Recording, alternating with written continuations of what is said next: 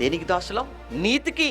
అంటే క్రైస్తవుడు అంటే నీతిమంతుడు, క్రైస్తవుడు అంటే నీతికి జరిగించేవాడు, క్రైస్తవుడు నీతిగా బ్రతికేవాడు, నీతి కోసం, దేవుని కోసం, న్యాయం కోసం, వాక్యం కోసం దేవుని లెక్క చేయనివాడు, కల్మషం లేనివాడు క్రైస్తవుడు, కపటం లేనివాడు, మోసం లేనివాడు, అబద్ధమాడనివాడు, మాట అవునంటే అవును, కాదంటే కాదు అన్నట్లుగా బ్రతికేవాడు క్రైస్తవుడు. ఏంటండి మన గురించి వ్రాయబడిన మాటలు! ఒక్కొక్క మాట, ఒక్కొక్క క్యారెక్టర్ గురించి బైబిల్ చదువుతున్నప్పుడు చీ అనిపిస్తుంటది. ఏంటి ఎంతగానో మన మీద దేవుడు పెట్టుకున్నాడు, ఎంతవరకు మనం ఆయన పెట్టుకున్నటువంటి నమ్మకానికి నిలబెట్టగలుగుతున్నాం? ఒకప్పుడు మనం పాపానికి దాసులం, కానీ ఇప్పుడు నీతికి దాసులం. యవ్వనం ప్రమాదకరమైనదా? యవ్వన జీవితం ప్రమాదకరమైనదా?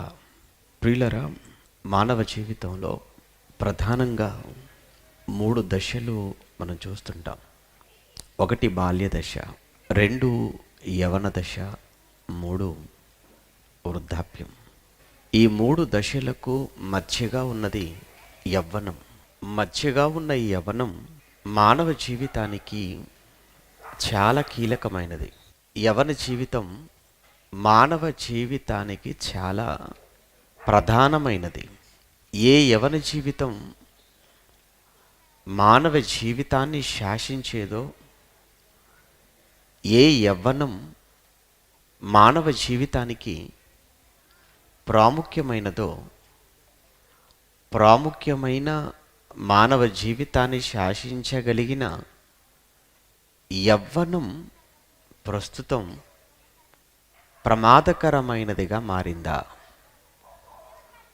ప్రస్తుతం యవ్వన జీవితం ప్రమాదంలో పడిందా? నిజమే. ఈరోజు యూత్ లేదా యవ్వనస్తులను మీరు చూడండి, మగపిల్లలు కానివ్వండి, ఆడపిల్లలు కానివ్వండి, నిజంగా వారిని చూస్తుంటే ఈరోజు బాధ కలుగుతుంది, ఆవేదన, ఆవేశం వస్తుంది. కారణం, ఏ ఒక్కటి వారిలో మంచి అన్నది ఈరోజు మనం చూడలేకపోవటం. ఎక్కడో ఒకరు ఇద్దరు మినహాయించి ఎక్కువ మంది, మెజారిటీ కొరకు మాట్లాడుతున్నా నేను. అందరూ చెడిపోయారు అని నేను అంటం లేదు, కానీ ఎక్కువ మంది చెడిపోయారు, ఎక్కువ మంది పాడైపోయినటువంటి వారుగానే సమాజంలో చూస్తున్నాం. ఇక ఎంతగా చెడిపోయారో, ఎంతగా పాడైపోయారో అన్నది కొన్ని సాక్ష్యాలతో మీరు చూద్దురు. కానీ ఒకసారి బైబిల్లో యవన కాలాన్ని గురించి దేవుడు రాయిస్తూ, యవన కాలం అది నా కాలం అని దేవుడు అన్నాడు. యవ్వనం అది నాది అని దేవుడు మాట్లాడుతున్నాడు. అంటే యవనం దేవుడిదా? యవన కాలం దైవానిదా? ఎందుకు యవన కాలాన్ని తన కాలము అని, ఎందుకు యవనాన్ని దేవుడు తనదిగా చెబుతున్నాడో ఒకసారి చదవబడిన లేఖన భాగాన్ని మరలా ఒక్కసారి మనం చూసే ప్రయత్నం చేద్దాం. విలాప వాక్యములు 3వ అధ్యాయం 27వ వచనం. విలాప వాక్యములు 3వ అధ్యాయం 27వ వచనం. యవ్వన కాలమున కాడి మోయుట నరునికి మేలు, అంటే ప్రయోజనం, మేలు లేదా ప్రయోజనము అని. ఏంటి యవనస్తుడికి మేలు? ఏం చేస్తే యవనస్తుడికి ప్రయోజనము అంటే దేవుడు అంటున్నాడు, కాడి మోయురా అంటున్నాడు. యవ్వన కాలమున కాడి మోయువు. నువ్వు యవ్వన కాలములో కాడి మోయుట అది నీకు చాలా మంచిది, అది నీకు చాలా ప్రయోజనం. సరే, ఇక్కడ కాంటెక్స్ట్ అన్నది ఏదైతే ఉందో, విలాప వాక్యములు కాంటెక్స్ట్ అంటాం, ఆ సందర్భం వేరు. అయినా ఒక 2 మాటలు మీకు తెలియచేస్తాను ఆ సందర్భాన్ని గురించి. విలాప వాక్యములు అంటే ఇర్మియా గారు రాసినటువంటి ఆ పుస్తకం, ఇర్మియా గారు రాసిన గ్రంథం. ఆ గ్రంథాన్ని ఆయన వ్రాస్తున్నప్పుడు విలపిస్తూ రాశాడు. విలాప వాక్యములంటేనే దుఃఖంతో, బాధతో, వేదనతో కూడిన మాటలు అని అర్థం. వ్రాసింది ఇర్మియా గారు. ఎందుకు ఇర్మియా గారు విలపిస్తూ వ్రాయవలసి వచ్చింది? ఎందుకు ఇర్మియా గారు దుఃఖంతో, బాధతో ఈ గ్రంథాన్ని వ్రాసాడు అంటే, జరిగిన సంఘటనలు అలాంటివి. తన ప్రాంతం తన పట్టణం, తన ప్రాంతం తన పట్టణం అని చెప్పడం కంటే, దేవుని పట్టణం అదే యెరూషలేము. దేవుని పట్టణమైన యెరూషలేము పట్టణం తన కళ్ళ ముందే పాడుదిబ్బగా మారిన పరిస్థితి.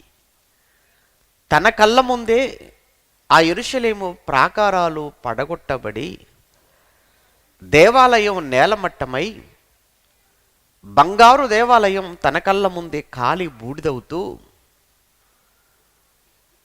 తన స్వజాతి జనమైనటువంటి యూదులు తన కళ్ళ ముందే బబులోను చక్రవర్తి నెబుకద్నెజర్ చేతిలో హతమవుతూ, దాడి చెయ్యబడుతూ, చంపబడుతూ, పట్టణమంతా కూడా రక్తంతో నిండిపోయి ఎటు చూసిన శవాల దిబ్బగా యెరూషలేము పట్టణం మారిపోతే, ఆ శవాలను చూస్తూ, శవాల మధ్య నడుస్తూ, కన్నీటితో, దుఃఖముతో విలపిస్తూ రాసినటువంటి పుస్తకం ఈ విలాప వాక్యములు. తను యవనములో ఉన్నాడు. దేవుడు తనని పిలిచిన సమయం యవన కాలం. మనం ప్రారంభం చదువుతున్నప్పుడు ఇర్మియా గ్రంథం మీకు అర్థమవుతుంటుంది. ఇర్మియాను దేవుడు పిలుస్తున్నాడు. ఇర్మియా, నువ్వు లేవాలి, నువ్వు వెళ్ళాలి, రాజుల ముందు నిలవబడు, అధికారుల ముందు నిలవబడాలి, యాజకుల మధ్యకు వెళ్ళాలి, ప్రజల మధ్య నిలవబడి నేను ఏది చెప్పానో, ఏది చెప్పమని నీకు చెబుతున్నానో అది నువ్వు వారికి చెప్పాలి. రాజు అని భయపడకు, రాజుకు వ్యతిరేకంగా మాట్లాడాలి. నువ్వు ఇప్పుడు వెళ్ళి అధికారులకు వ్యతిరేకంగా మాట్లాడాలి, యాజకులను కూడా నువ్వు హెచ్చరించాలి, ప్రజలను గద్దించాలి. అయ్యా, రాజుకు వ్యతిరేకంగా మాట్లాడితే రాజు బ్రతకనిస్తాడా? రాజ్యానికి వ్యతిరేకంగా తప్పు జరుగుతుంది, దేవునికి వ్యతిరేకంగా అని నేను ఆ దేశానికి వ్యతిరేకంగా నిలబడి చెబితే నన్ను ఉండనిస్తారా వీళ్ళు? ఎవరయ్యా వింటారు? ఎవరయ్యా మారుతారు? ఎవరయ్యా సరి చేసుకుంటారు? అందులో నా వయసు చాలా చిన్నది కదా, నేను చాలా చిన్నవాణ్ణి కదా, నన్ను వదిలేయచ్చు కదా, ఏదో ఆ మందిరంలో సేవ చేసుకుంటూ బతికేస్తాను యాజకుడిగా. నన్ను ప్రవక్తగా ఎందుకయ్యా నన్ను ఎంపిక చేసుకుంటున్నావు? నేను బాలుడను, అంటే నేను యవనుడను, దయచేసి నన్ను వదిలేయి, నేను ప్రవక్తగా చెయ్యలేను, నేను వెళ్ళలేను అని బ్రతిమలాడుకుంటున్నటువంటి సమయం అది. అది మొదటి అధ్యాయంలో మనం చదువుకుంటాం ఇర్మియా గ్రంథంలో. అప్పుడు దేవుడు అంటాడు, నువ్వు బాలుడవని నువ్వు నాకు చెప్పాల్సిన పని లేదు, నువ్వు భయపడకు, ఎవరికి, నేను నీకు తోడుగా ఉంటాను, నేను నీ వెనుకుంటాను, నువ్వు ఎవరికి భయపడవలసిన అవసరత లేదు. ఇర్మియా వెళతాడు, ఈ విషయాన్ని కుటుంబంతో చెప్తాడు, తన తండ్రికి చెప్తాడు, తల్లికి చెప్తాడు, కుటుంబానంతా కూర్చోబెడతాడు. దేవుడు నన్ను దర్శనములో నన్ను ప్రవక్తగా నన్ను ప్రజల మధ్యకు వెళ్ళమంటున్నాడు. అప్పుడు కుటుంబం కూడా ఆయన్ను వ్యతిరేకించింది. నువ్వు ప్రవక్తగా వెళ్ళటం ఏంటి? తండ్రి అంటున్నాడు, నేను యాజకుడిగా పనిచేస్తున్నాను కదరా యెరూషలేము దేవాలయంలో, నా తర్వాత నువ్వే కదా యాజకుడుగా చేయాలి. కనుక ఒక మందిరములో ఒక చోట ఉండి చక్కగా పని చేసుకునేటువంటి ఈ పని వదిలిపెట్టి సేవకుడుగా ప్రవక్తగా ప్రజల మధ్యకు వెళతానంటావేంటి అని కుటుంబం కూడా వ్యతిరేకిస్తున్నటువంటి సమయం అది. స్నేహితుల దగ్గరికి వెళ్ళాడు. స్నేహితుల మధ్యకు వెళ్ళి స్నేహితులతో విషయాన్ని పంచుకుంటున్నాడు. దేవుడు నాకు దర్శనం ఇచ్చాడు. ఆ దర్శనంలో నన్ను ఆయన ఒక ప్రత్యేకమైన పని కోసం ఎంపిక చేసుకున్నాడు. ఆ పనే ప్రవక్త పని, ప్రవక్త జాబ్ అనగానే స్నేహితులు ఎవ్వరూ కూడా ప్రోత్సహించలేదు. స్నేహితులు ఎవరు ప్రోత్సహించకపోగా స్నేహితులందరూ అతన్ని నిరుత్సాహపరిచారు. నిరుత్సాహపరచడం అనేది అది చిన్నగా ఉంటే ఇంకా ఆయన్ని ఎగతాళి చేశారు, హేళన చేశారు. ఎవరిని? ఇర్మియాను. ఒరే, యవ్వనంలో ఉన్నావురా, యవ్వనంలో ఉన్న నీకు దేవుడు కనిపించటం ఏంటో, దేవుడు నీతో మాట్లాడటం ఏంటో, యవ్వన కాలాన్ని చక్కగా ఎంజాయ్ చేయక ఏదో ప్రవక్త అంటున్నావు, పని అంటున్నావు, అక్కడికి వెళ్తానంటున్నావు, ఇక్కడికి వెళ్తానంటున్నావు, నీకేమైనా పిచ్చి పట్టిందా అని తన చుట్టూ ఉన్నటువంటి స్నేహితులు అందరూ హేళన చేస్తున్నారు. అంటే యవనములో ఉన్నటువంటి ఇర్మియా, మర్చిపోకండి, యవనస్తుడైన ఇర్మియా పరిస్థితి. ఒకవైపు కుటుంబం, మరోవైపు స్నేహితులు, మరోవైపు బంధువులు, మరోవైపు రాజు, మరోవైపు అధికారులు, మరోవైపు ప్రజలు, యాజకులు, అందరూ తిరస్కరించటమే, అందరూ వ్యతిరేకించటమే. యవనస్తుడైనటువంటి ఇర్మియా, మర్చిపోకండి. అయితే మీరు ఇర్మియా గ్రంథం మీరు చదువుకోండి. ఇర్మియా గ్రంథం అంతా కూడా ఇర్మియాకు అవమానాలు, ఇర్మియాను అపహాస్యం చేయటం, ఇర్మియాను కొట్టడం, ఇర్మియాను చంపడానికి ప్రయత్నం చేయటం, ఇర్మియాను చెరసాలలో పెట్టడం, ఇర్మియాను తీసుకొని వెళ్ళి ఆ నీళ్లు లేనటువంటి ఒక బురదతో కూడుకున్న బావిలో పడేయటం, ఎన్ని విధాలుగా ఇర్మియాను హింసించారో అన్ని విధాలుగా హింసించేశారు ఇర్మియాను. యవనస్తుడు, యవన కాలంలో సేవలోనికి వచ్చాడు. కానీ ఎవ్వరూ ఇర్మియాను సపోర్ట్ చేసినా చేయకపోయినా ఇర్మియా మాత్రం నిలబడ్డాడు దేవుని కొరకు. ఇర్మియా దేవుని కొరకు నిలబడ్డాడు. ఇర్మియా ప్రజల మధ్యకు వెళ్ళాడు. దేవుని పక్షాన దేవుని ప్రతినిధిగా మాట్లాడాడు. ఎవరు వినలేదు. ఎవరు హేళన చేశారో, ఎవరు తిరుగుబాటు చేశారో, ఎవరు చెరసాలలో పెట్టారో, ఎవరు ఆయనను కొట్టారో అందరూ ఒకరోజు శత్రువైనటువంటి నెబుకద్నెజరు చేతికి చిక్కారు. నెబుకద్నెజరు దాడిలో అందరూ చెరపట్టబడి చంపబడుతూ, ముందుగా మీకు చెప్పినట్టు యెరూషలేము అంతా కూడా రక్తమయం, ఎటు చూసిన శవాలు. అప్పుడు ఇర్మియా వ్రాస్తున్నాడు విలాప వాక్యములు 3:20. ఇప్పుడు చదవండి, మీకు బాగా అర్థమవుతుంది. విలాప వాక్యములు 3:27.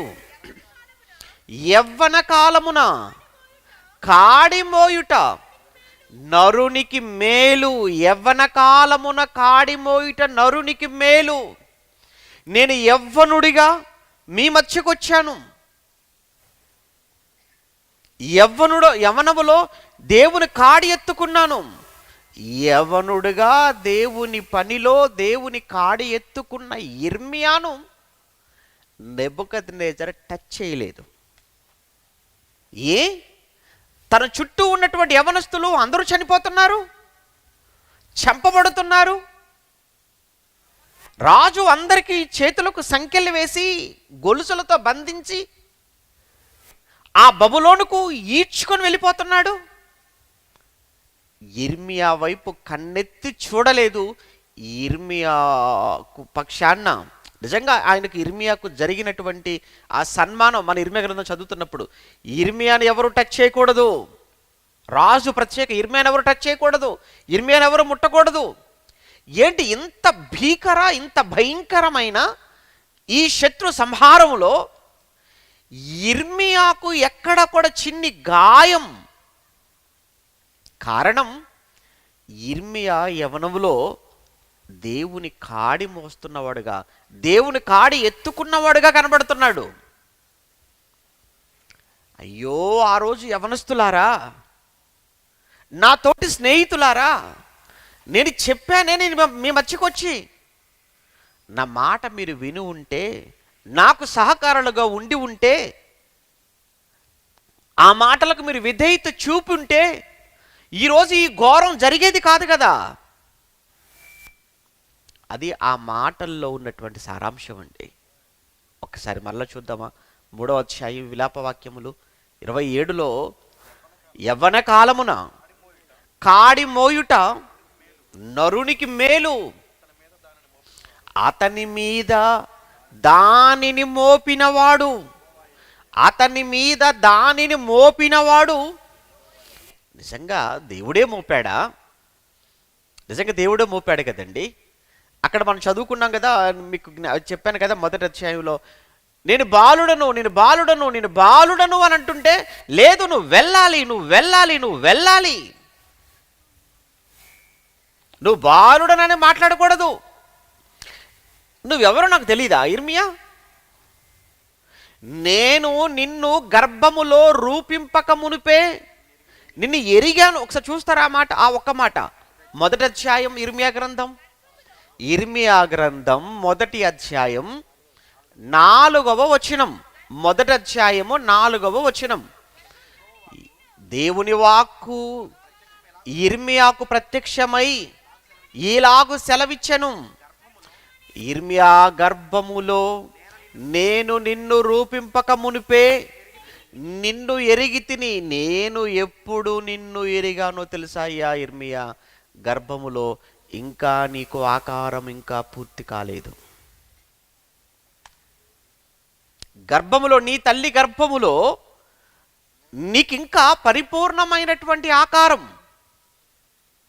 తల్లి గర్భములో ఇంకా పరిపూర్ణమైనటువంటి అవయవాలతో కూడిన రూపించబడిన ఆకారం అనేది ఇంకా నీకు ఏర్పడలేదయ్యా. అందుకే నేనే నిన్ను రూపించాను. అయితే నేను నిన్ను రూపించక మునుపే నిన్ను ఎరిగి తిని. నీవు గర్భము నుండి, నువ్వింకా తల్లి గర్భము నుంచి బయటికి రాక మునుపే నిన్ను నేను ప్రతిష్ఠించి తిని. ఆ పద చూడండి, ప్రతిష్ఠించుకున్నాను అని అంటే, ప్రతిష్ఠ అంటే అర్థం ఏంటి? ప్రతిష్ఠ అంటే ఒక ప్రత్యేకమైన పని కొరకు ఏర్పాటు చేసుకోవటం, ఒక ప్రత్యేకమైన పని కొరకు.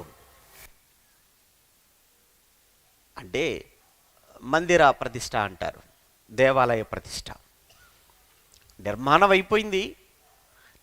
అయిపోయి ఈ రోజు నుంచి దీనిని ఇక దేవుని కార్యక్రమాల కొరకు ప్రతిష్ఠిస్తున్నాం. అంటే ఈ రోజు నుంచి ఇది దేవుని కార్యక్రమాల కొరకు ప్రత్యేకింపబడుతుంది.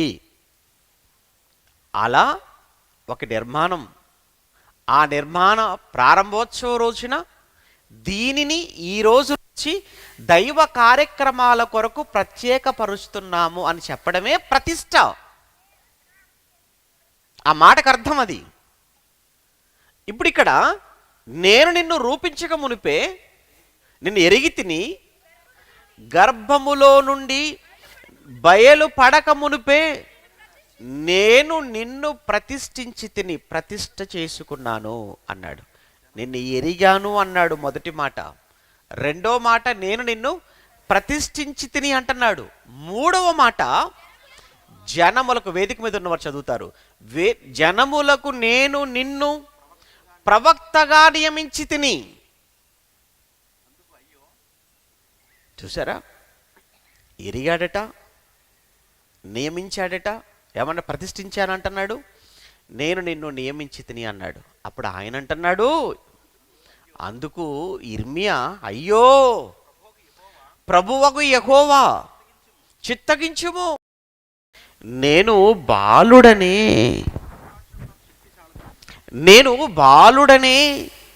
అన్నాడు. మాటలాడుటకు నాకు శక్తి చాలదయ్యా, నేను బాలుడనయ్యా అని మాట్లాడుతున్నాడు. ప్రియులారా, యవ్వనంలో ఇర్మియాను దేవుడు తన కాడి లేదా తన పని కొరకు ప్రత్యేకపరుచుకోవటం ఇక్కడ మనం చూస్తున్నాం. ఆ కాడి మోపినవాడు ఎవరు అని అక్కడ రాశాడు ఇర్మియా గారు విలాపవాక్యంలో, దేవుడే మోపాడు. అలా అని ఒక ఇర్మియా పైన మాత్రమే అని మీరు అనుకుంటున్నారా? లేదండి, అందరి మీద ఉంది ఆ బాధ్యత. అందరి మీద మోపాడు ఆ కాడి. ఈ విషయాన్ని ఒకసారి క్రొత్త నిబంధనకు మనం వచ్చి చూడగలిగితే, క్రొత్త నిబంధనలో యేసుక్రీస్తు ప్రభుల వారు ఆయన తన సువార్త పరిచర్యలో భాగంగా మాట్లాడుతూ మత్తయి సువార్త 11వ అధ్యాయంలో 28వ వచనంలో ఒకసారి ఆ మాట చూద్దాం. 28, 29లో వేదిక మీద ఉన్నో చదువుతారులేండి అమ్మా. మత్తయి సువార్త 11వ అధ్యాయం 28వ వచనం. ప్రయాసపడి భారము మోసుకొనుచున్న సమస్త జనులారా నా యొద్దకు రండి, నేను మీకు విశ్రాంతిని కలుగచేతును. నేను సాత్వికుడను. ఆ పదం చూడండి, 29వ వచనం అనుకుంటాను. ఒకసారి అక్కడి నుంచి చదువుకుందాం. నేను సాత్వికుడను, నేను సాత్వికుడను, దీన మనస్సు గలవాడను గనుక మీ మీద నా కాడి ఎత్తుకొని, మీ మీద నా కాడి ఎత్తుకొని. ఎవరిని ఎత్తుకోమంటున్నాడు? ఎవరిని ఎత్తుకోమంటున్నాడు కాడి? ఎవరైతే ప్రయాసముతో వచ్చారో, ఎవరు యేసు యొద్దకు వచ్చారో, వచ్చిన వారిలో యవనస్తులు ఉన్నారు, వచ్చిన వారిలో పెద్దలు ఉన్నారు. అందరి గురించి మాట్లాడుతున్నమాట. అక్కడ ప్రత్యేక యవనస్తులనే లేదు, అక్కడ అందరి గురించి మాట్లాడుతున్నాడు. ఎవరు యేసే రక్షకుడు అని, యేసే ప్రభువు అని, ఆయనే విమోచకుడు అని, ఆయన ద్వారానే పరలోకము అని, ఆయన లేకపోతే మరో లోకానికి చేరుకోలేము అని, ఆయన ద్వారానే పాప క్షమాపణని నమ్మి యేసు యొద్దకు వచ్చి బాప్తిస్మం పొంది సంఘములో చేర్చబడ్డారో వారందరి కొరకు మాట్లాడుతున్నమాట. అందరి కొరకు మాట్లాడుతున్నమాట. నేను సాత్వికుడను, దీన మనస్సు గలవాడను గనుక మీ మీద నా కాడి ఎత్తుకుని, నా కాడి ఎత్తుకుని అన్నాడు. ఇంతకీ ఏంటయ్యా మరలా ఈ కాడి? ఇంతకు ఆ కాడేంటి? అక్కడ కూడా యవన కాలమున కాడి మోయుట అన్నాడు, అది మోపినవాడు దేవుడే అన్నాడు. ఇక్కడ యేసుక్రీస్తు ప్రభుల వారు మరలా ఆయన కూడా మాట్లాడుతూ నా కాడి ఎత్తుకొనుడి అంటున్నాడు. ఇంతకీ కాడి అంటే బరువు, అంటే భారము అని అనుకుంటే ఇంతకీ ఏమిటా కాడి? ఆ కాడి ఏమిటో మరలా ఒక్కసారి కొరింథీయులకు రాస్తూ పౌలు గారు, అపోస్తలుడైన పౌలు గారు కొరింథీయులకు రాసిన మొదటి పత్రిక 9వ అధ్యాయం, కొరింథీయులకు రాసిన మొదటి పత్రిక 9వ అధ్యాయం 16వ వచనములో, కొరింథీయులకు రాసిన మొదటి పత్రిక 9వ అధ్యాయము 16వ వచనములో, నేను సువార్తను ప్రకటించుచున్నను, నాకు అతిశయ కారణము లేదు, సువార్తను ప్రకటించవలసిన భారము నా మీద మోపబడి ఉన్నది అన్నాడు.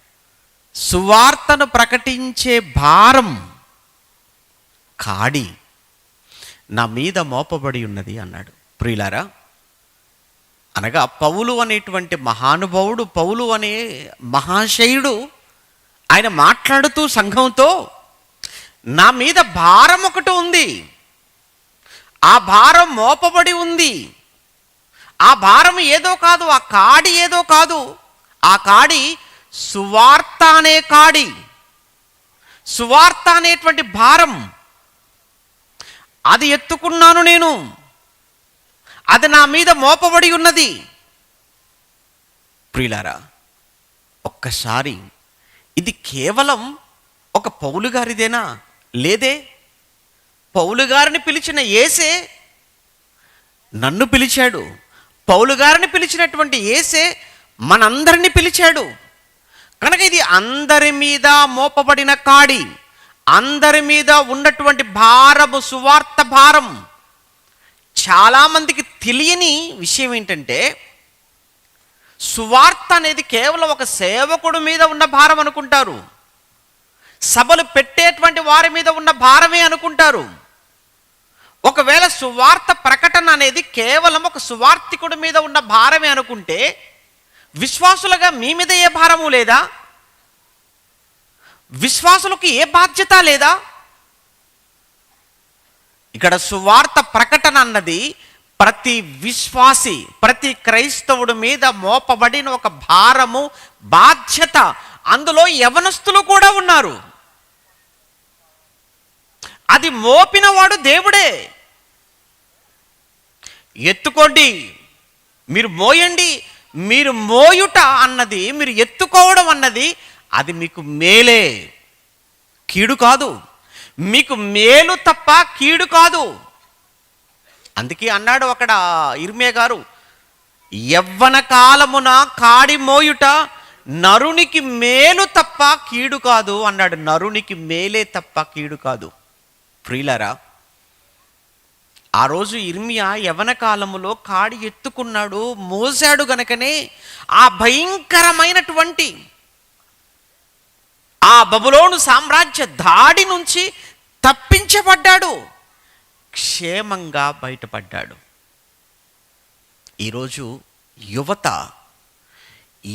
ఆ రోజు నెబుకద్నెజరేమో, ఆ రోజు బబులోను సామ్రాజ్య అధినేత ఏమండి నెబుకద్నెజరు దాడి చేస్తే యెరూషలేము మీద, ఈరోజు యువత మీద, ప్రపంచం మీద కంటికి కనిపించని ఒక చీకటి సామ్రాజ్యాధినేత, వాడే అపవాది. వాడు చేస్తున్న ఒక భయంకరమైన సంగ్రామం, వాడు చేస్తున్న ఒక భయంకరమైన దాడిలో ఈరోజు యవనస్తులైన వారంతా కొట్టుకొని పోతున్నారు. ఈరోజు యువత చెడిపోయింది, పాడైపోయారు. యవనస్తులు బాగోలేరని ఈరోజు మనం అంటున్నాం. నిజం అది. ఎందుకు చెడిపోయారు? ఎందుకు పాడైపోయారు? ఎందుకు అవిధేయులుగా మారిపోతున్నారు? ఎందుకు నేరస్తులుగా మారిపోతున్నారు? ఎందుకు అన్ని రకాల వ్యసనాలకు బానిసలుగా మారిపోయారు? కారణం, వాడు చేస్తున్న దాడి. ఆ రోజు యెరూషలేము మీద నెబుకద్నెజరు, ఈరోజు ప్రపంచం మీద సాతాను చేస్తున్న దాడి. అందుకే పేతురు గారు చెప్తారు కదా, 1 పేతురు పత్రిక 5:8 మీ విరోధి అయిన అపవాది అంటాడు. చూసారా అక్కడ పేతురు రాసిన 1 పత్రిక 5:8 నిబ్బరమైన బుద్ధి గలవారై మెలకువగా ఉండండి. మీ విరోధి అయిన అపవాది గర్జించు సింహము వలె ఎవరిని మృంగుదునా అని వెదకుచూ తిరుగుచున్నాడు. అంటే వాడు తిరుగుతున్నాడు ప్రపంచవ్యాప్తంగా. వాడు ఎవరిని విడిచిపెట్టడం లేదు, ఎవరిని వదిలిపెట్టడం లేదు. అందులో ముఖ్యంగా యవనస్తులను అస్సలు వదిలిపెట్టడు. ఎందుకు? యవ్వన బలం, యవ్వన శక్తి. మీరు చూడండి, ఏ పనికైనా ఎవరండి కావాలి అంటే యవనస్తులు కావాలి. ఒక పోరాటమా? యవనస్తులు కావాలి. ఒక ఉద్యమమా? యవనస్తులు కావాలి. ఒక రాజకీయ నాయకుడికి యవనస్తులు కావాలి. చూడండి, యువత దేనికైనా యువత కావాలి. దేవుడు కోరుకున్న యవనాన్ని, దేవుడు కోరుకున్న యువతను, దేవుడు కోరుకున్న యవన శక్తిని సాతాను చాలా తెలివిగా వాడు మాయ చేసి దేవుని వైపుకు చూడనివ్వకుండా, దేవుని గురించి ఆలోచించనివ్వకుండా, దేవుని వైపు తిరగనివ్వకుండా కళ్ళ ముందు ఎన్నో పెట్టి యువతను మాయ చేసి ఒక మాయలో, మత్తులోకి ఈరోజు యువతను తీసుకెళ్ళట్లేదా? ఈరోజు ఎక్కడండి కనపడతారు దైవ కార్యక్రమాలలో యువత? దైవ సంబంధమైన ఏ కార్యక్రమంలో యువత ఈరోజు ఉన్నారు? ఈరోజు పిల్లలు యవనంలోనికి అడుగు పెడుతున్నారు, యవన దశకు చేరుకుంటున్నారు అని అంటే ఈరోజు ఏ తల్లి, ఏ తండ్రి కూడా కంటి మీద కునుకుండదండి ఈరోజు. ఎందుకు? యవనంలోకి అడుగు పెట్టిన బిడ్డ, యవనంలోకి అడుగు పెట్టినటువంటి కూతురు విషయంలో కానీ కుమారుడి విషయంలో కానీ ఎప్పుడు ఏ విధమైన వార్త వినవలసి వస్తుందోనని వాడు ఇంట్లో నుంచి బయటికి వెళితే భయం, ఇంటికి వస్తే భయం. వాడు మెలకువతో ఉంటే భయం, పడుకుంటే భయం. ఎందుకు? వాడు బయటికి వెళుతుంటే ఎవరిని కలుస్తాడో, వచ్చాడు అంటే ఎక్కడెక్కడ తిరిగి వచ్చాడో, పడుకుంటున్నాడు అని అంటే ఏం ఆలోచిస్తున్నాడో. ఎందుకు? ఈరోజు యువత అలా అయిపోయింది. ఎన్ని దారుణాలు! ఈరోజు సర్వే, ఈ క్రైమ్ సర్వే చెబుతున్నటువంటి నిజం, ఈరోజు కేంద్రములో సెంట్రల్ గవర్నమెంట్లో ఉన్నటువంటి ఈ నేర నమోదు శాఖ ఒక క్రైమ్ రిపోర్ట్ వాళ్ళు సర్వే చేసి వారు చెప్పిన ఒక భయంకరమైన నిజం, ఈరోజు జరుగుతున్నటువంటి నేరాలలో అత్యధికం అందులో కనిపిస్తున్నదంతా కూడా, పాల్పడుతున్నదంతా కూడా యువతే. అంటే నమోదవుతున్న కేసుల్లో, ఇక నమోదవుతున్న నేరాలలో ఎక్కువ మంది ఎవరయ్యా అంటే అంత యువత. అది ఒక హత్యనా, లేదా అది ఒక అత్యాచారమా, అది ఒక దొంగతనమా, అది ఒక మోసమా, అది ఏ విధమైన నేరమైనా కావచ్చు. కానీ ప్రతి నేరములో పాలిభాగస్తులుగా మారుతున్నది ఎవరు తెలుసా? యువత. అందులో మరి ముఖ్యంగా మీరు చూడండి, ఈరోజు మన తెలుగు రాష్ట్రాలు, అందులో ప్రత్యేకించి ఆంధ్రప్రదేశ్, గంజాయిలో మొదటి స్థానంలో ఆంధ్ర రాష్ట్రం ఉందంటే అది ఆందోళనకరమైనటువంటి విషయం తెలుసా? పట్టుబడుతున్నటువంటి గంజాయి కానివ్వండి, ఆ గంజాయికి, ఆ మత్తు పదార్థానికి బానిసైపోయిన వారు కానివ్వండి, ఆ గంజాయి మత్తులో యువత వాళ్ళు ఏం చేస్తున్నారో కూడా వాళ్ళకి తెలియటం లేదు. ఈరోజు లేటెస్ట్ న్యూస్ అండి, ఈరోజు కరెంట్ న్యూస్ ఇది. ఇటు గంజాయిలో యువత లేదా ఆంధ్ర రాష్ట్రం మొదటి స్థానానికి చేరుకుందంటే అవును, కేవలం మన కళ్ళ ముందుకు వార్తల రూపంలో వచ్చేవి కొన్ని మాత్రమే. అఫీషియల్గా, అనధికారికంగా వెనకాల ఇంక ఎంతో జరుగుతుంది. ప్రియులారా, యవనం ఎలా ఛిద్రమైపోతుందో చూసారా? యవన జీవితం ఎలా పాడైపోతుందో, పాడు చేసుకుంటున్నారో ఈరోజు మనం చూస్తున్నాం. పిల్లలు అస్సలు బాగోలేరు. అంటే ఎక్కువగా మీరు చూడండి, ఆ యవనంలోకి వచ్చేటప్పటికి వారిలో ఏమాత్రం ఎమోషన్స్, మరి ముఖ్యంగా ఆవేశం.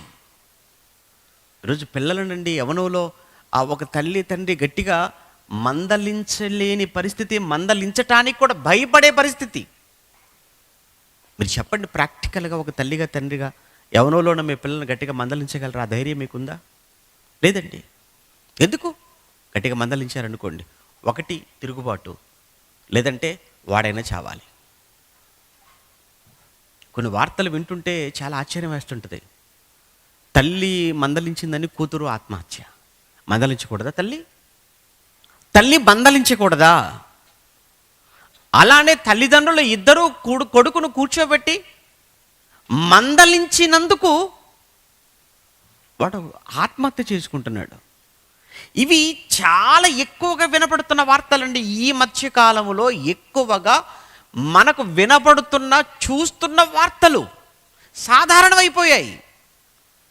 ఇప్పుడు ఇవి చూసిన తర్వాత తల్లిదండ్రులు భయపడిపోతున్నారు. వాడు తప్పు చేసినా కానీ మందలించడానికి భయం. ఎందుకు? మందలిస్తే వీడు ఎక్కడ చచ్చిపోతాడో, మందలించకపోతే ఎక్కడ చెడిపోతాడో అన్న భయం. మందలించకపోతే ఎక్కడ చెడిపోతాడేమో అన్న భయం ఒకవైపు అయితే, మందలిస్తే ఎక్కడ వీడు చంపుకుంటాడేమో అన్న భయం మరోవైపు. ఇది ఈరోజు యవనస్తులైనటువంటి పిల్లలు ఉన్న తల్లిదండ్రుల మానసిక పరిస్థితి ఈరోజు. దానికి తోడు ఈ మొబైల్స్, ఏమండి ఈ సెల్ ఫోన్లు, ఇవి వచ్చి ఇంకా భ్రష్టు పట్టించేశాయా, ఇంకా పాడు చేశాయా అంటే మాటికి భ్రష్టు పట్టించేసాయి, పాడు చేసేసాయండి. మీరు చూడండి, ఈరోజు సెల్ ఫోన్ లేకుండా ఈరోజు వాడు ఉండగలడంటే అమ్మో, అది లేకపోతే అస్సలు ఉండలేడు. తల్లిగా నువ్వు లేకపోయినా పర్వాలేదేమో, తల్లి తండ్రి లేకపోయినా పర్వాలేదేమో, సెల్లు లేకపోతే బతకలేడు వాడు. దానికి బానిసైపోయాడు. అది ఏ పాటిదండి, అరచేతంత ఫోన్ అండి. 6 అంగుళాలు, 6 అంగుళాలు ఉన్నటువంటి ఆ ఫోనుకు 6 అడుగులో ఉన్నటువంటి వీడు బానిసైపోయాడు అనంటే ఏంటండి విచిత్రం, ఏంటి దౌర్భాగ్యం? 6 అంగుళాలు ఉన్నటువంటి ఒక వస్తువుకు 6 అడుగుల ఎత్తున్న నువ్వు దాని చుట్టూ తిరుగుతున్నావు అనంటే, అది లేకపోతే నేను ఉండలేకపోతున్నాను అంటున్నావంటే, అది లేకపోతే జీవితమే లేదని మాట్లాడుతున్నావంటే. ఇక్కడికి వచ్చారు, ఆరాధనకు వస్తారు పిల్లలు. ఆరాధనకు బైబిల్ చేతులు ఉండదు, మొబైల్ మాత్రం ఉంటుంది. మాట్లాడితే అంటాడు అందులో చూసుకుంటానంటాడు. అందులో నువ్వు బైబిల్ చూస్తున్నావు, ఇంకేం చూస్తున్నావు ఎవరికి తెలుసు? నువ్వు బైబిలే చూస్తున్నావని గ్యారంటీ ఏముంది అందులో? అసలు ఎంకరేజ్ చేయకూడదండి. బైబిల్ ఏమైనా కరువు అయిపోయాయా? బైబిల్ ఏమైనా బరువు అయిపోయిందా? బైబిల్ కరువు లేదే, బైబిల్ బరువు ఏమీ లేదే. అటువంటప్పుడు ఎంచక్క బైబిల్ పట్టుకొని రావచ్చు కదా ఆరాధనకు. బైబిల్ పట్టుకొని ఆరాధనకు వచ్చి చక్కగా ఫోన్ పక్కన పెట్టి బైబిల్ ఓపెన్ చేసి బైబిల్ చెబుతున్నది బైబిల్లో చూసి చక్కగా చదువుతుంటే అది ఎంత అందంగా ఉంటుంది, చూడటానికి ఎంత చక్కగా ఉంటుంది, దేవుడు ఎంత సంతోషపడతాడు. అది పక్కన పెట్టి మొబైల్ ఏంటి, మొబైల్ అని తల దించి మొబైల్లోకి వెళ్ళి అందులో కూడా మరలా అక్కడ ఆరాధనలో కూడా chatting, Facebook chatting, WhatsApp chatting, Instagram chatting. వాడేం పెట్టాడో వీడేం పెట్టాడో, దానికి వాడి కామెంట్ ఏం పెట్టాడు, వీడి కామెంట్ ఏం పెట్టాడు, వీడికి వాడి కౌంటర్ ఏం పెట్టాడు, వాడికి వీడే కౌంటర్ పెట్టాడు, వీళ్ళిద్దరికి మరొకడేం కౌంటర్ పెట్టాడు. ఇదే ఈరోజు యూట్యూబ్ ఫైటింగ్. ఇదా నువ్వు కోరుకుంటున్నది, ఇదా నువ్వు చేసేది? దీని వలన ఏమైపోయింది తెలుసా? నరాల వ్యవస్థ దెబ్బతింటుంది. పిల్లలు మానసిక వాళ్ళ ఎమోషన్స్లో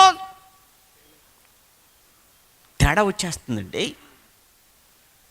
వారి మానసిక వారి మానసిక స్థితి పైన ఎంతో ప్రభావం చూపుతుంది ఈరోజు మొబైల్ ఫోన్లు. నిన్న ఒక వీడియో చూశాను. ఆ పిల్లలు చూస్తుంటే పిచ్చి పిచ్చిగా చేసేస్తున్నారు. ఆ పిల్లలు మానసిక స్థితి సరిగా లేదు. ఎందుకు వీడు ఇలా అయిపోయాడు అనంటే వాడి చేతికి ఇచ్చినటువంటి సెల్ ఫోన్ వలన.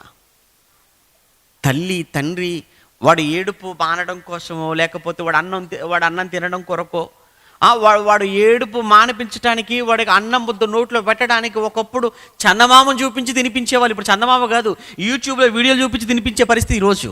తల్లిదండ్రులు కూడా అప్డేట్ అయిపోయారు. ఒకప్పుడు అండి వాడు బిడ్డ అన్నం తినకపోతే వాడిని చంకన పెట్టుకొని బయటకు వచ్చేసి గోరుముద్ద తినిపించుకుంటూ ఆకాశంలో చందమామను చూపించి చందమామ రావే జాబిలి రావే అని పాట పాడుకుంటూ వాడు నోట్లో ముద్ద పెట్టేటువంటి తల్లి తండ్రి ఈరోజు చందమామ రావే జాబిలి రావే కాదు, యూట్యూబ్ రావే, సెల్ ఫోన్ రావే, యూట్యూబ్లో బోలెడని వచ్చేసాయి. అవి చూపిస్తూ ఇక వాడు దానికి ఎడిక్ట్ అయిపోతున్నాడు, దానికి వాడు బానిసైపోయాడు. ఇప్పుడు అది చూపించకపోతే ఏడ్చేస్తాడు వాడిక. ఆ గోల ఆ బాధ తట్టుకోలేక వాడి చేతికే సెల్ ఫోన్ ఇచ్చేయటం. ఏవేవో చూసేసి కండ్లు పాడైపోతున్నాయి. చూడండి, కళ్ళ చూపు ఎందుకండి? చిన్న చిన్న పిల్లలకు కళ్ళద్దాలండి ఈ రోజుల్లో. చిన్న చిన్న పిల్లలకు ఏం చేశారని కళ్ళద్దాలు వచ్చాయి, ఏం చేశారని, ఏం చూశారని, ఏం చదివారని చూపోయింది. సరే, జన్యుపరమైనది అది వేరే విషయం. కానీ చాలామంది పిల్లలు చూడండి, ఎక్కువ మంది పిల్లలని అవి చూశానండి, ఆ కళ్ళండి పసుపు రంగులోకి మారిపోతున్నాయి. నరాల వ్యవస్థ దెబ్బతింటుంది. మానసిక పరిస్థితి మానసిక స్థితి మీద ప్రభావం పడుతుంది. వాడు ఏది జ్ఞాపక శక్తి కోల్పోతున్నాడు, క్రియేటివిటీ అనేది లేకుండా పోతుంది. వాడు ఒక మానసిక రోగిగా మారిపోతున్నాడు. ఆ పిల్లని చూస్తుంటే, చిన్న వయసులో పిల్లని చూస్తుంటే అయ్యో జీవితం అయిపోయిందా? అయిపోయింది జీవితం, తెల్లవారిపోయింది. ఇక అదే పిల్లలు యవనస్తులని పిల్లలు కూడా చూడండి, అర్ధరాత్రి ఏమండి చక్కగా 10 గంటల్లో పడుకునే పిల్లలు ఈరోజు 10 అయిపోయి 11 అయిపోయి 12 అవుతున్నా, 1 గంట అవుతున్నా, 2 అవుతున్నా. ఈరోజు పల్లెటూరులో కూడా మీరు చూడండి, పల్లెల్లో కూడా అర్ధరాత్రి 12, 1 గంట, 2 గంటల వరకు అండి పిల్లలు ఫోన్ల ముందండి. ఏం చేస్తున్నారు? ఉద్యోగాలు చేస్తున్నారా? ఏం చేస్తున్నారు అందులో? ఏం చూస్తున్నారు అందులో? జీవితానికి ఉపయోగపడేవేమైనా, మన బ్రతుకును బాగు చేసేవేమైనా చూస్తున్నారా? లేదు, పాడు చేసే, చెరిపేసే ఆ సంగతులతో జీవితాన్ని పాడు చేసేసుకుంటున్నారండి యువత. అందుకేనండి వాళ్ళ మానసిక స్థితిలో చాలా మార్పులు వచ్చేసి చాలా ఆవేశానికి లోనైపోతున్నారు పిల్లలు. మొన్న ఉత్తరప్రదేశ్లో ఒక సంఘటన జరిగింది. ఊరకనేనండి, ఎంత ఎంత కోపం అంటే వాడికి ఎంత కోపం వచ్చేసిందంటే, తల్లి ఉదయాన్నే కాలేజీకి టైం అయిపోతుందరా లే అంటే లేవలేదు, మరోసారి లే అని గట్టిగా అరిచేసరికి వాడు కోపం వచ్చేసి ఒక్కసారిగా లేచి తల్లిని ఆ గట్టిగా తోచేశాడట బెడ్రూమ్లో. ఆ తల్లి తల వెళ్ళి గోడకు తగిలింది బలంగా, రక్తస్రావం అయిపోయింది. కాసేపట్లో తల్లి చనిపోయింది. చనిపోయిన తల్లిని చూసి బాధపడక, ఏడవక, ఎవరికి ఫోన్ చేయకుండా వాడు బయటికి వెళుతూ తలుపుకు గడిపెట్టి తాళం వేసి వెళ్ళిపోయాడట వాడు. చూస్తున్నారా న్యూస్? నిజమేనండి అది. తండ్రి సైంటిస్ట్ అట చెన్నైలో, తల్లి కొడుకేమో గోరఖ్పూర్ యూపీలో ఉంటున్నారు. ఒక సైంటిస్ట్, ఒక శాస్త్రవేత్త కొడుకు వాడు. తల్లి ఎందుకు రాని తల్లిని గోడకు వేసి కొట్టేశావు, తోచేసావంటే, తల్లి కాలేజీకి సమయం అయిందిరా అని చెప్పి లేపినందుకేనా? అంటే పడుకున్న పిల్లలను లేపడం కూడా నేరమే. ఇటు పడుకున్న పిల్లలు లేపితే కూడా కోపమే. ఇటు లేపే స్వేచ్ఛ కూడా లేదా తల్లికి. అంటే వాడు ఎన్ని గంటల వరకు పడుకున్నా ఏమనకూడదనమాట, వాడిని లేపకూడదనమాట, పడుకోమని కూడా చెప్పరు. పడుకోమని చెప్పినా కానీ చూసేస్తారేమో మిమ్మల్ని. ఎందుకు అలా మారిపోయారు? ఎందుకు అలా మారిపోతుంది యువత? అయిపోయింది, తల్లి చనిపోయింది, హంతకుడైపోయాడు. కన్న తల్లిని గోడకేసి కొట్టి ఆ కన్న తల్లి చావుకే కొడుకు కారకుడయ్యాడు అనంటే ఇక ఇంతకన్నా దౌర్భాగ్యకరమైన, ఇంతకన్నా దారుణమైన సంఘటన ఇంక ఏముంటుందంటారు చెప్పండి ఇక పిల్లల విషయంలో?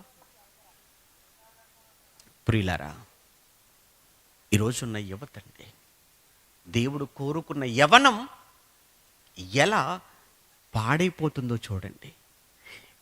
ప్రధానమైన మానవ జీవితానికి ప్రధానమైన యవన కాలం ఎంతటి భయంకరమైన ప్రమాదానికి లోనవుతుందో చెప్పడానికి మచ్చుకు కొన్ని చెప్తున్నానంతే.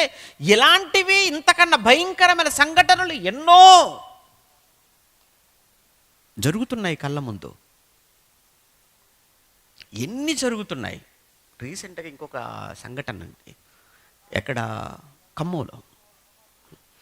తల్లంటే ప్రాణం కదండి పిల్లలకు. అసలు ఎందుకు ఎప్పుడు చెప్తుంటానండి, మళ్ళా చెప్తాను. ఏమండి, ఈరోజు మన కొరకు రక్తం చిందించిన వారు ఇద్దరండి. ఒకటి యేసుక్రీస్తు, 2 తల్లి. యేసు మనకు మరో జన్మనివ్వటానికి, అదే బాప్తిస్మం. యేసుక్రీస్తుల వారు మన కొరకు రక్తం దేనికయ్యా చిందించాడు అనంటే, మనం చేసిన పాపాలు, మనం చేసిన అతిక్రమాలను మనం వాటిని కడుక్కోవటానికి, వాటిని పోగొట్టుకోవటానికి, ఆ పాపము నుంచి మనల్ని విడిపించటానికి, 2వ జన్మను బాప్తిస్మం ద్వారా మనకి ఇవ్వటానికి యేసు రక్తం చిందిస్తే, మొదటగా రక్తం చిందించింది తల్లి నిన్ను ఈ లోకానికి తీసుకుని రావటానికి. అది మొదటి జన్మ. తల్లి గర్భం నుంచి ఈ లోకంలోనికి మనం రావడానికి తల్లి నీ కొరకు రక్తం చిందించితే తప్ప నువ్వు రాలేవు, తెలుసా? ఆపరేషన్ రక్తం చిందించాలి. అందుకే యేసు, ఆ తర్వాత తల్లి. దేవుడు తర్వాత నువ్వు ప్రేమించాలి అని అంటే తల్లి. అలానే తండ్రిని తక్కువ చేయటం లేదు. తల్లి ఒకసారి నీ కొరకు రక్తం చిందించింది, కానీ ఆ తర్వాత తల్లి ఒడిలోనికి నువ్వు చేరింది మొదలుకొని నువ్వు పెరిగి పెద్దవాడవై నీకు వివాహం అయినంత వరకు నీ కొరకు ప్రతిరోజు రక్తాన్ని చెమటగా మారుస్తున్నది ఎవరో తెలుసా? తండ్రి. తండ్రి ఆ తండ్రిని, ఆ తల్లిని వాళ్ళని బాధ పెట్టడం, వారిని దుఃఖపెట్టడం, వారి దుఃఖానికి, వారి బాధకు, వారి వేదనకు ఒక కొడుకుగా, కుమారుడుగా నువ్వు కారణం అవుతున్నావు అని అంటే ఎందుకు జీవితం, ఎందుకు ఈ బ్రతుకు? అలాంటిది ఈరోజు తల్లిని తండ్రిని కూడా ఈరోజు పిల్లలే చాలా సులువుగా చంపేసుకుంటున్నారండి. ఇది నేటి దౌర్భాగ్యం. రక్తం చిందించినటువంటి తల్లి తండ్రిని గౌరవించని, ప్రేమించని చంపుతున్న వీరు ఈ సమాజంలో ఎవరి పట్ల గౌరవం ఉంటుంది? ఎవరిని ప్రేమించగలరు?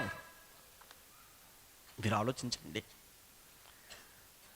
ఒకటే బాగా గుర్తుపెట్టుకోండి, తల్లిదండ్రులను ప్రేమించేవాడు సమాజంలో ఎవరినైనా ప్రేమిస్తాడు. తల్లిదండ్రుల పట్ల గౌరవం లేనివాడు ఈ సమాజంలో ఎవరిని కూడా ప్రేమించలేడండి. అందుకే చెప్తున్నాను. ఒకసారి ఏమంటే రీసెంట్గా వీడు చెడు తిరుగులకు, చెడు అలవాట్లకు వాడు బానిసైపోయి ఏదో ఒక అమ్మాయిని ప్రేమలో పడిపోయి, ఆ ప్రేమలో పడిన వీడు ప్రేమించిన అమ్మాయి సెల్ ఫోన్ అడిగింది అని, ఆ అమ్మాయికి సెల్ ఫోను కొనివ్వడానికి డబ్బులు అవసరమని, ఆ సెల్ ఫోనుకు అవసరమైన డబ్బులు ఇంటికొచ్చి అమ్మను అడగగా అమ్మ లేదు అన్నందుకు నువ్వు డబ్బులు ఇవ్వవలసిందే అని అమ్మతో గొడవ. ఎందుకురా, నీకుంది కదా ఫోను, నాకుంది, నా లవర్కు లేదు కదా, అది అడిగింది నువ్వు ఇవ్వాలి, నీకు ఇవ్వడమే దండగరా, నీకు ఇవ్వడమే ఎక్కువ. ఎందుకు?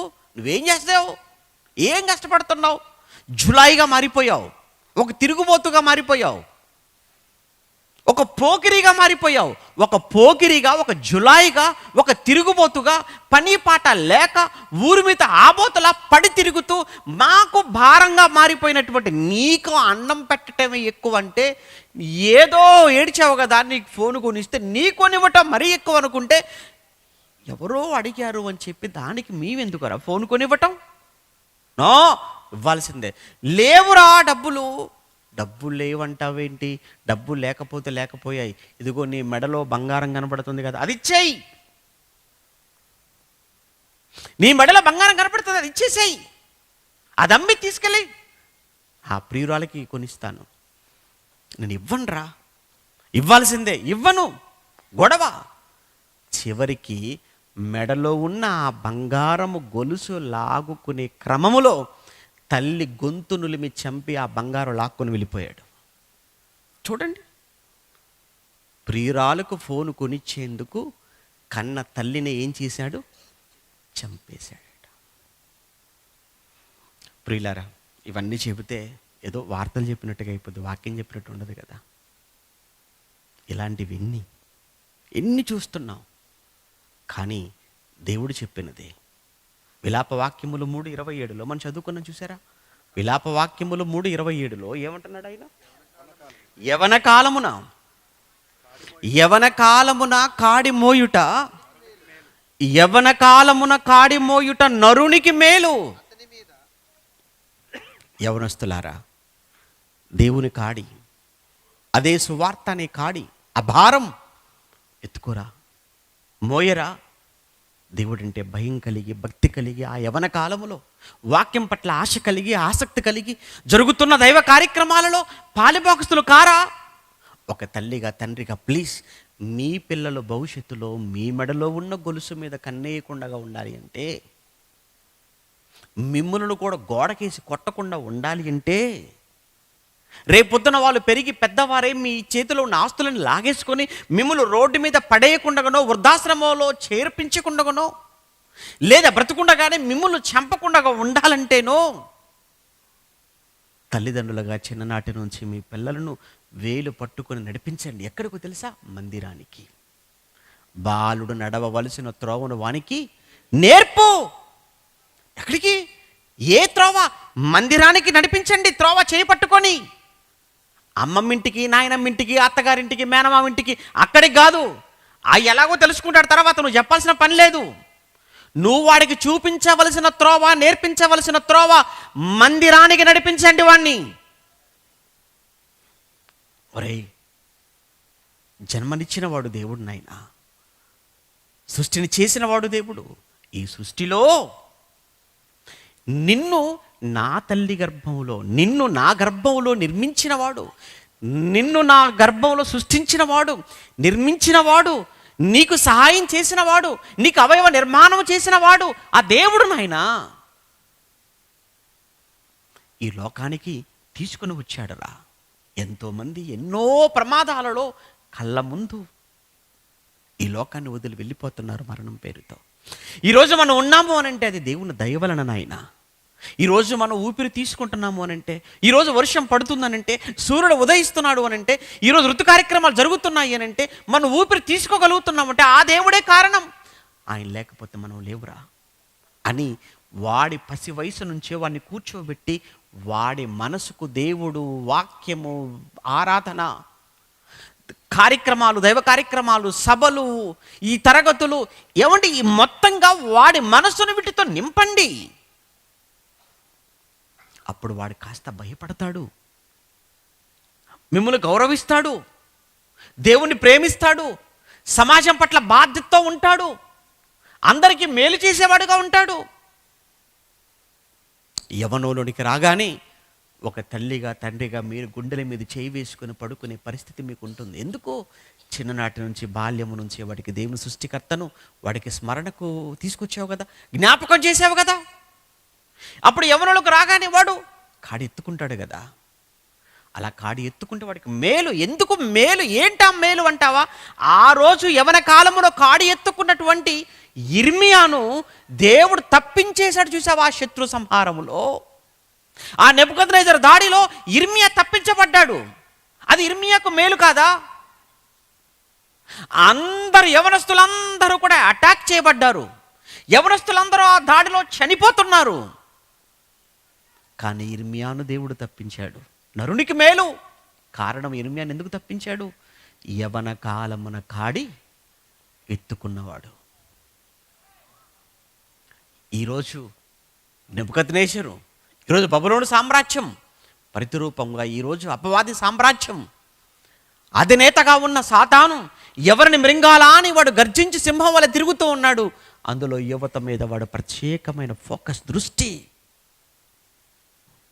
అందుకే యువతను ఈరోజు దేవుడి వైపుకు రానివ్వకుండా, చూడనివ్వకుండా, ఆలోచించనివ్వకుండా, సంఘం వైపు వెళ్ళనివ్వకుండా, సంఘ కార్యక్రమాలు పాలు పంచుకొనివ్వకుండా, దైవ కార్యక్రమాలు పాలుభాగస్తులు కాకుండా ఈరోజు యువత అందరికీ మొబైల్ చేతికిచ్చాడు వాడు.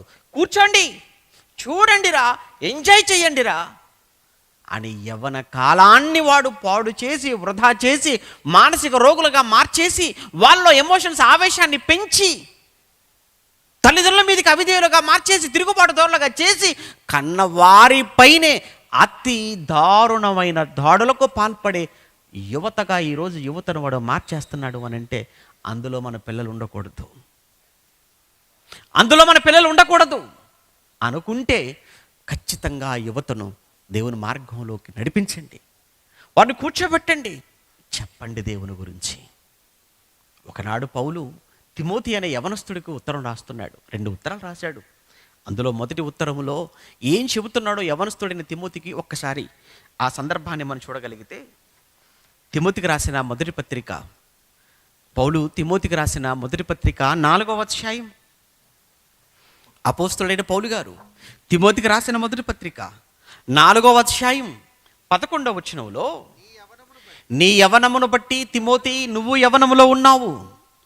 తిమోతి యవన కాలములో ఉన్నావు కదా, నీ యవనమును బట్టి ఎవడును నిన్ను తృణీకరింపనీయకుము, నిన్ను ఎవడును తృణీకరింపనీయకుము అంటున్నాడు అని అంటే దాని అర్థం యవన కాలములో ఉన్న ఆ యవనస్తులను తృణీకరిస్తారా? అవును, ఈరోజు యువతను చూడండి ఏం బాగున్నారండి. ఏమండి ఈరోజున్న యవనస్తుని చూస్తుంటే ఏ యవనస్తుని చూసినా కానీ ఈడు మంచోడండి అని మనం సర్టిఫై చేయగలమా? ఎందుకు? ఆడ హెయిర్ స్టైల్ చూడగానే తెలిసిపోద్దండి ఈడ పెద్ద పోకిరి అని. ఎందుకు? ఏ ఒక్కడ హెయిర్ స్టైల్ బాగుంది? ఎవరిదైనా హెయిర్ స్టైల్ బాగుందా? అస్సలు ఏంట్రా అంటే ఏంటేంటో చెప్తుంటాడు. వాటికి పేర్లు మనకి ఏమన్నా మనకు తెలియదు, మనకు నోరు తిరగవు. ఆ స్టైల్ ఏంట్రా? అదేంటో ఒక పద్ధతిగా చేసుకోవచ్చు కదా. లేదు లేదు లేదు లేదు లేదు ఏంటో ఈ స్టైల్ అన్నీ దగ్గరికి అయిపోతాయి, మధ్యలో మాత్రం ఇలా పైన కోడి పుంజు పైన ఏమంటే ఉంటే చూసారా, అలా లేచిపోతుంటుంది పైన. ఏమంటాడు దానికి? స్పైసీ అని పేరు పెడతాడు దానికి ఏంటంటే అది స్పైసా. ఆ కొబ్బరికాయ చూడండి, మొత్తం పీచని తీసిన తర్వాత ఆ పైన ఇలా పొడుగ్గా ఉంటుంది చూసారా, అలా ఉంటుంది దానికి స్పైసీ అంటే పేరు. ఎవడో పనికి మాలిన వాడు చేశాడురా. నువ్వు క్రైస్తవుడే కదా, బైబిల్ పట్టుకునేవాడు కదా, మీ అమ్మ నాన్న ప్రార్థనకి వెళ్తారు కదా, నువ్వు ఆరాధనకి వెళ్ళేవాడు కదా, అది ఏ స్టైల్ అది? ప్యాంట్ వేసుకొని వస్తాడు ఒకడు, ప్యాంటు నిండా రంధ్రాలే, చినిగిపోయిన ప్యాంట్లు. ఒకప్పుడు అంటే చినిగిపోతే కుట్టుకుని వేసుకొని వెళ్ళిపోయేవాళ్ళు, చాలా సిగ్గుపడేవాళ్ళు చినిగిపోయిన బట్టలు వేసుకోవాలంటే.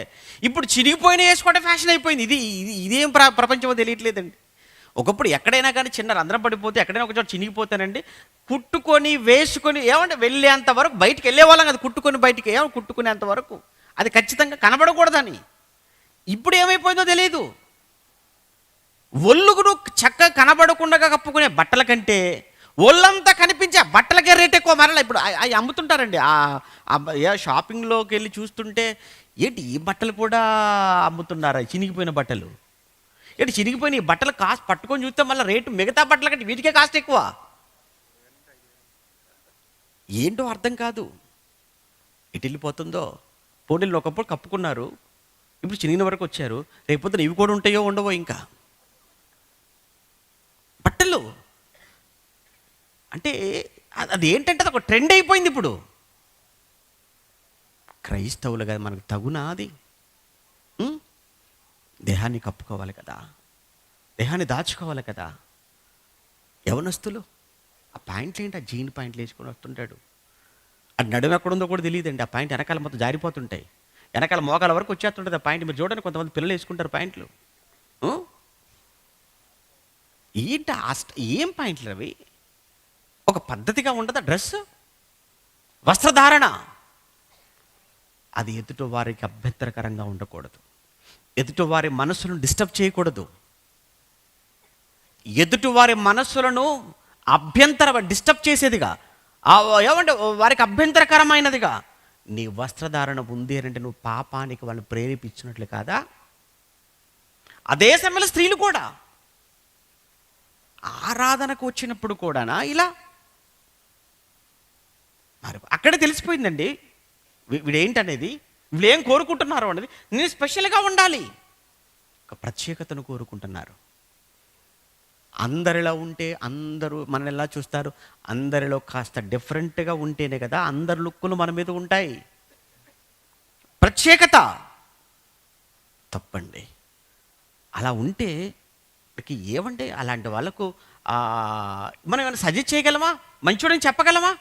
వాడు హెయిర్ స్టైల్ చూస్తే బాగోదు, వాడు డ్రెస్ చూస్తే బాగోదు, ఇక వాడు నోరు తెరిచాడంటే ఒక పద్ధతి ఉండదు, ఒక మర్యాద ఉండదు. చాలామంది చూడండి ఎంత యారగంటగా మాట్లాడుతుంటారు, ఎంత అగౌరవంగా మాట్లాడుతుంటారు. పిల్లలు, యువత ముఖ్యంగా ముందు వెనక ఒక అన్నానో, అంకుల్ అనో, ఆంటీ అనో, అమ్మ, నాన్న ఇవే ఉండవు. ఏంటి ఆ మాట ఏంటి? ఏంటి అన్నా అనలేవా? ఏంటి అంకులను మాట్లాడలేవా? ఏంటి ఇదండి ఈరోజు తల్లిదండ్రులతో కూడా అలానే మాట్లాడుతుంటారు పొగరుగా.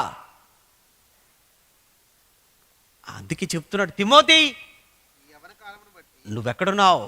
నువ్వు ఎఫెసులో ఉన్నావు, సంఘంలో ఉన్నావు, సంఘంలో నిలబడుతున్నావు, నువ్వు వాక్యం చెప్తున్నావు, సువార్థికుడిగా పనిచేస్తున్నావు, కానీ నువ్వు యూత్, నువ్వు యవనస్తుడివి నువ్వు.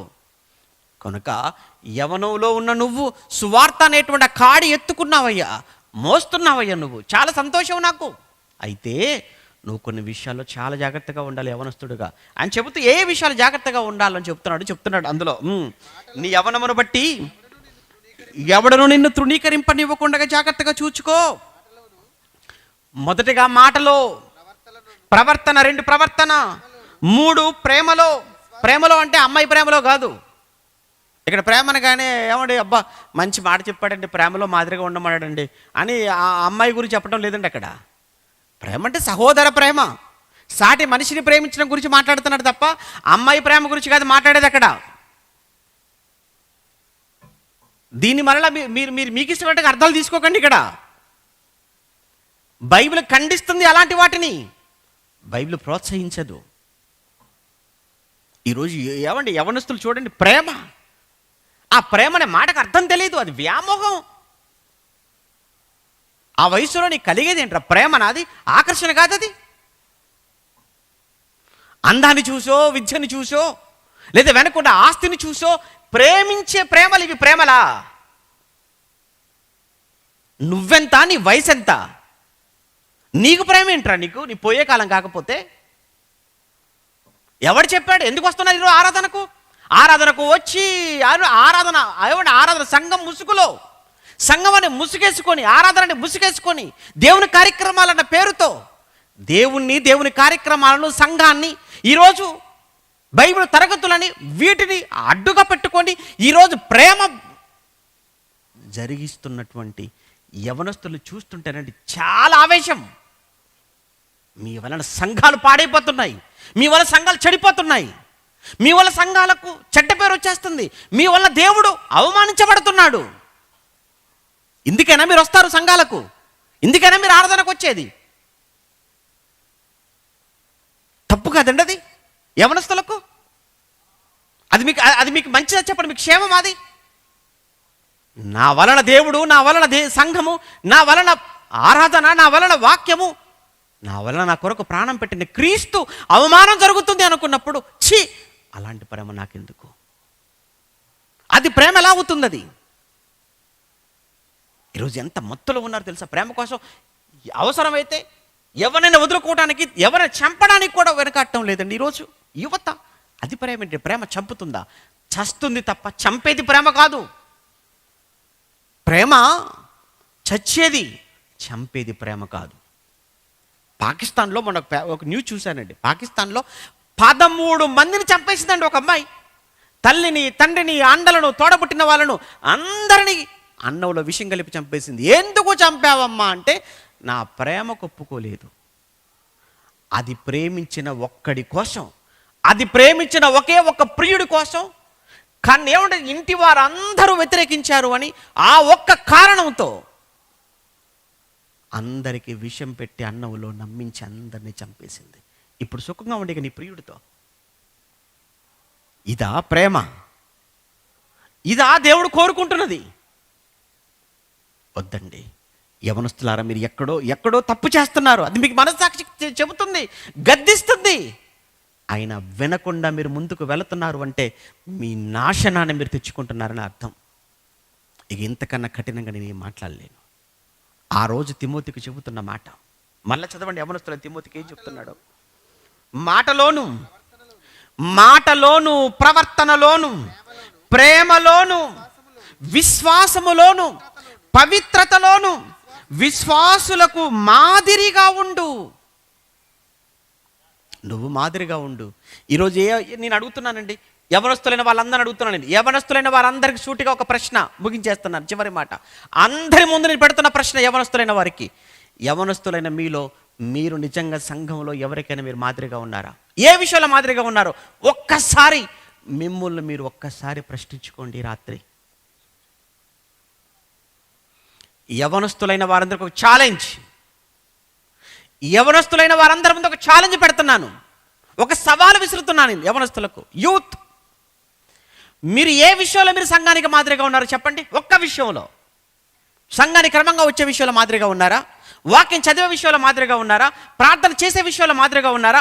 పని చేసే విషయంలో మాదిరిగా ఉన్నారా? బోధించే విషయంలో మాదిరిగా ఉన్నారా? సంఘానికి అనేక నడిపించే విషయంలో మాదిరిగా ఉన్నారా? తల్లిదండ్రులు గౌరవించే విషయంలో మాదిరిగా ఉన్నారా?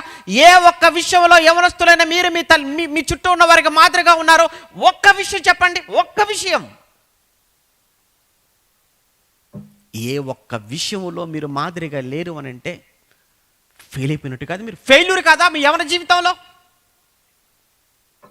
సీరియస్గా తీసుకోండి, సీరియస్గా తీసుకోండి. ఈ మాటలను ఒక ఛాలెంజ్గా తీసుకోండి.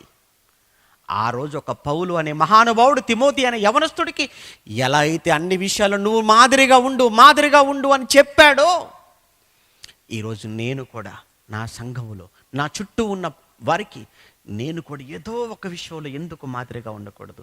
మాటల్లో నేను మాదిరిగా ఉంటాను. ఇదిగో ఆడు చూసావా, వాడు ఎంత చక్కగా మాట్లాడతాడో, ఆ కుర్రోడిని చూసారా ఎంత మర్యాదస్తుడో, అతను చూసారా ఎంత ఓపికగా మాట్లాడుతున్నాడో, అతని మాటల్లో చూసారా ఎంత వినమ్రత కనబడుతుందో అని ఈరోజు యవనస్తుడుగా నిన్ను చూసి 10 మంది చెప్పుకునేటట్టుగా నువ్వు ఉండగలవా? ఉండగలవు. ప్రవర్తన విషయంలో మాదిరిగా ఉండలేవా? అతని ప్రవర్తన చూడండి ఎంత బాగుందో, పిల్లవాడి ప్రవర్తన. కొడుకంటే అలా ఉండాలండి, అన్నంటే అతనిలా ఉండాలండి, తమ్ముడంటే అతనిలా ఉండాలండి. అలాంటి కొడుకు నా కడుపున పుట్టుంటే ఎంత బాగుండేది, వాడు మా ఇంటి వాడేది ఎంత బాగుండేది అని ఈరోజు యవనస్తుడని నీ విషయంలో నీ ప్రవర్తనను బట్టి ఏ ఒక్కరైనా అనుకోగలుగుతున్నారా చెప్పండి? ఇలా యవనస్తులైనటువంటి మీరు ఈ 5 విషయాలు, ఇక్కడ చెప్పిన 5 విషయాలు, 1 మాట, 2 ప్రవర్తన, 3 ప్రేమ, 4 విశ్వాసం, 5 పవిత్రత, హోలీనెస్. ఉందా పవిత్రత? ఈరోజు యవనస్తుల్లో పవిత్రత ఉన్నదా? పవిత్రత పోగొట్టుకున్నారు, అపవిత్రులైపోయారంతా. పవిత్రతలో కూడా మీరు మాదిరిగా ఉన్నారా? ఈరోజు యవనం ప్రమాదంలో పడిపోయింది. ప్రధానమైన ప్రాముఖ్యమైన యవ్వనం ఈరోజు ఎంత డేంజర్ పొజిషన్లోకి వెళ్ళిపోయిందో ఈరోజు మన చుట్టూ ఉన్న యువతను చూస్తే మనకు అర్థమైపోయింది. అందుకే ఒక్కసారి మరల దేవుడి రాత్రి యవనస్తులైన వారిని మేలుకొలుపుతున్నాడు. తల్లిదండ్రులారా, మీరు మేలుకోనండి. మీ కడుపును పుట్టిన బిడ్డలు వారి యవనలోనికి వచ్చేటప్పటికీ నా కొడుకు కూడా ఒకనాడు తిమోతిలా ఎందుకు ఉండకూడదు? నా కొడుకును తిమోతిలా అన్ని విషయాలలో నా చుట్టూ ఉన్న వారికి ఒక మాదిరికరమైన యవనస్తుడుగా నేను నిలబెడతాను అని ఒక తల్లిగా తండ్రిగా మీరు కూడా ఒక సవాలుగా మీ పిల్లల్ని పెంచలేరా? యవనస్తులుగా మీరు కూడా ఒక సవాలుగా తీసుకోండి ప్లీజ్. మీరు యవన కాలమున మీరు ఇలాంటి సవాలు తీసుకొని ఎలా మీరు బ్రతికితే అది మీకు ఏమన్నాడు? యవన కాలమున కాడి మోయుట నరునికి లేదు అంటే మీకు కీడుంది. మీకు మేలు కావాలా, కీడు కావాలా? మీరు మేలు కోరుకునేవారైతే, మేలు జరగాలని కోరుకుంటే ఇప్పుడు చెప్పినట్లుగా బ్రతికే ప్రయత్నం చేయండి. మీ జీవితం ఎంత గొప్పగా ఉంటుందో, ఎన్ని మేలులతో దేవుడు మీ జీవితాన్ని నింపుతాడో మీరు చూద్దురు. కానీ ప్రార్థన చేసుకుందాం.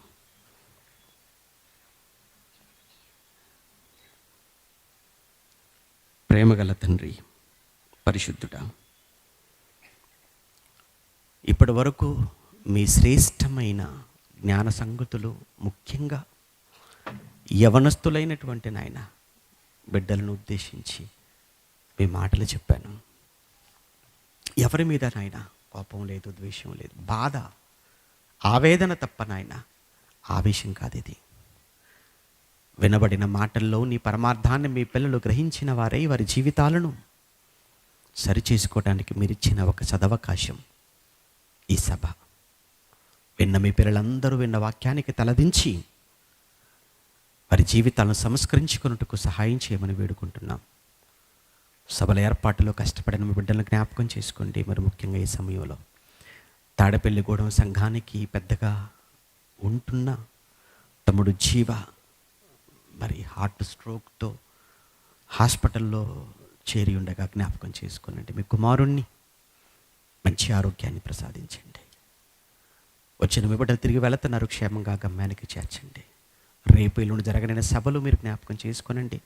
వాక్యం చెప్పనైనా మీ కుమారుడికి సమయోచితమైన జ్ఞానం ఇచ్చి మీ పిల్లలకు మంచి సంగతులు బోధించినట్లుగా కృప చేయమని కోరుతూ తిరిగి రేపు ఎల్లుండి ఖమ్మం జిల్లాలో జరగనైన 2 రోజుల సభలను మీకు మహిమకరంగా జరిగించండి. క్రీస్తునామని ప్రార్థన అడుగుతున్నాము తండ్రి, ఆమేన్. ఉంటాం.